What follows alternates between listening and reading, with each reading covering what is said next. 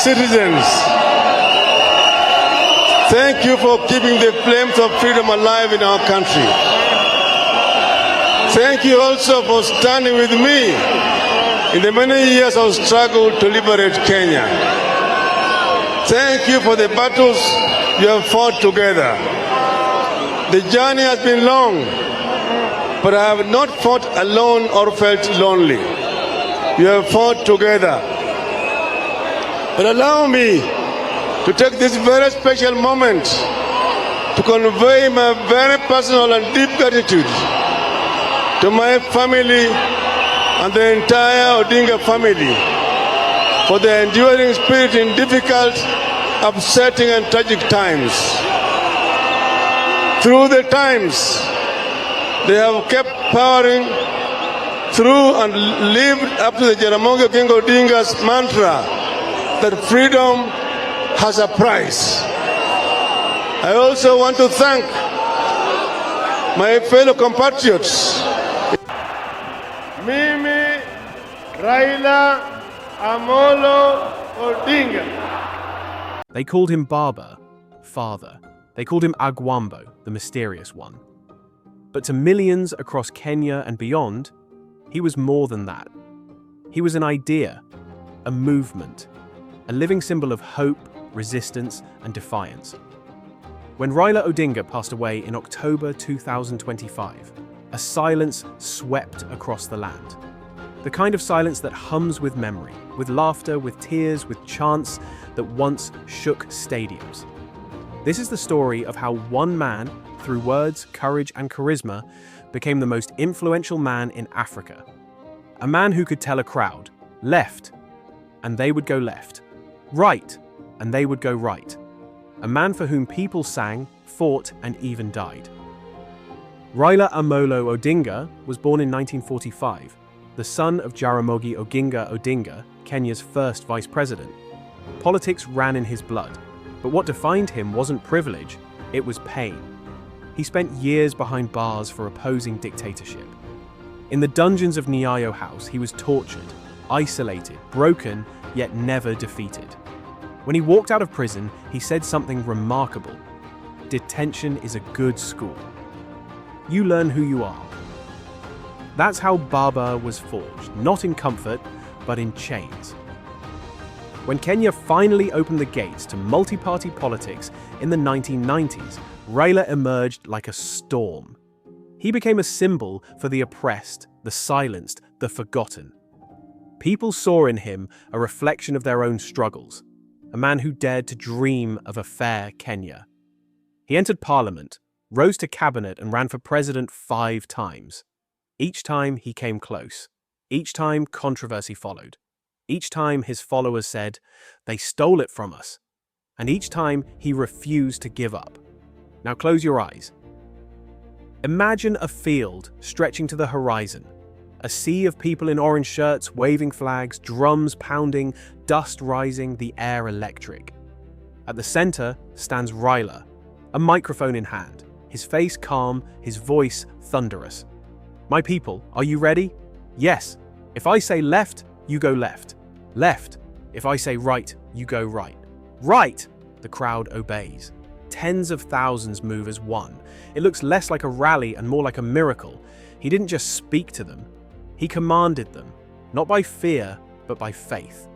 He had the gift of making every person believe he was speaking directly to them, to the farmer in Siaya, to the student in Kisumu, to the hawker in Kaibara. He was their voice. When he spoke, people cried. When he laughed, they laughed. When he marched, they marched. And when he said, "Tomorrow we meet in the streets," thousands showed up.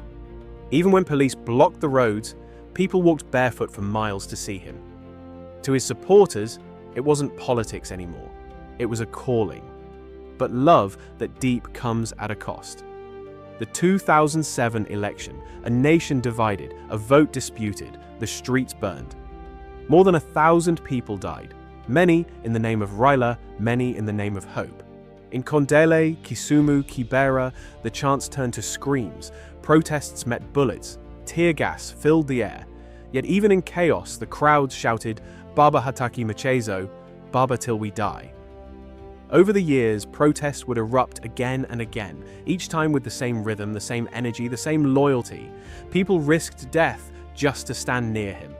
Some never made it back home, because to follow Raila was to risk everything. But to his followers, it was worth it. They believed he was fighting for them, even if it meant they had to bleed for him. Let's ask the real question. How did one man hold such power?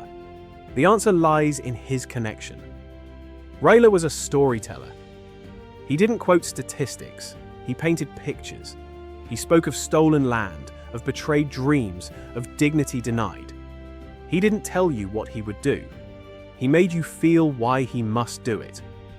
He was the voice of every Kenyan who had been told, wait. The voice of every dreamer who had been told, not you.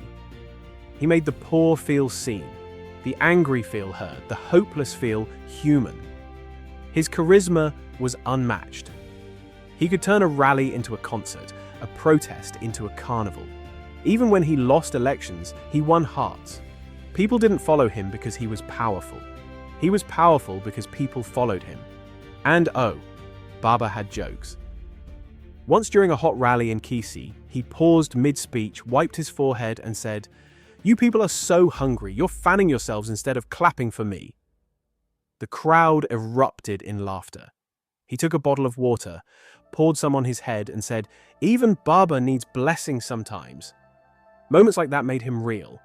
He could tease the crowd, dance awkwardly to campaign songs, or suddenly break into a proverb that left everyone howling. To many, he wasn't just a leader, he was family. He could make you cry 1 minute, laugh the next, then walk away making you believe tomorrow would be better.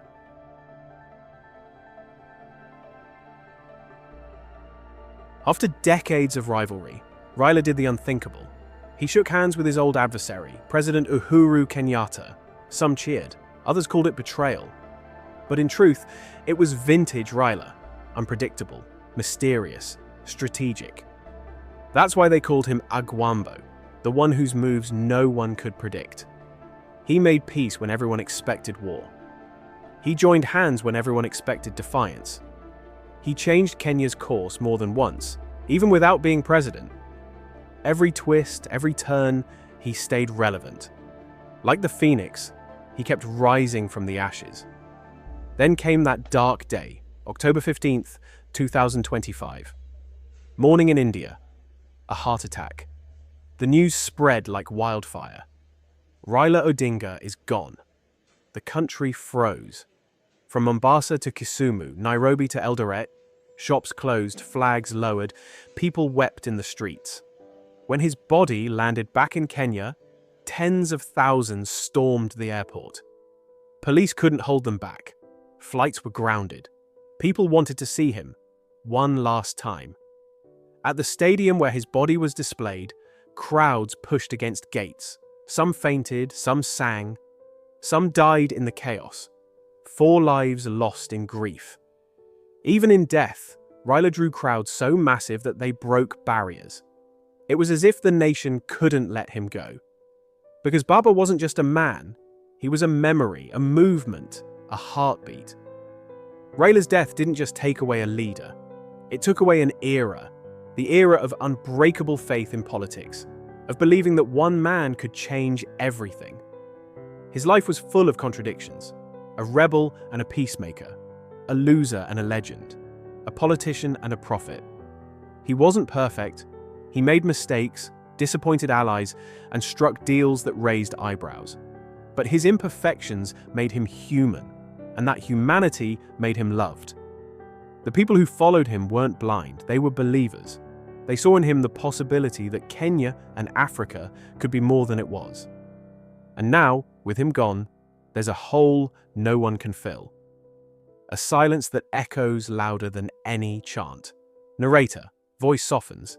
Picture this: a dusty field in Kisumu, an ocean of orange flags, drums beating, voices chanting, "Baba, Baba, Baba." Then silence. The microphone stands empty, the flags fall still. The voice that once said left and right has gone quiet. But in the silence, his echo remains. You can still hear it, In the markets, in matatus, in the laughter of old men sitting by the roadside. You can still feel it in every protest chant, in every campaign song, in every heart that refuses to stop believing. Baba may be gone, but his spirit moves still, turning us left, turning us right, leading us onward. Raila Odinga, son of Jaramogi, father of a movement. The man who refused to bow, refused to stop, refused to fade. He showed us that influence isn't about titles or offices, it's about connection. That power isn't measured by votes, but by how deeply you live in people's hearts. He taught us that you can lose an election and still win a nation. That leadership is not about standing above the people, but standing with them. And so, as the sun sets over Lake Victoria, as the chants fade into memory, Kenya whispers one last goodbye. Left. Right. Rest, Baba. He was laughter and tears. He was courage and chaos. He was home. He was and will always be the most influential man in Africa. Legends never die. They just change form. And somewhere deep in our hearts, when we hear the chant, Baba, we still turn left. Round the Bay of Mexico, where the sun shines daily on a mountain top, I took a trip on a sailing ship. When I reached Jamaica, I made a stop. But I'm sad to say I'm on my way. Won't be back for many a days. My head is down, my head is turning around. I had to leave a little girl in Kingston town.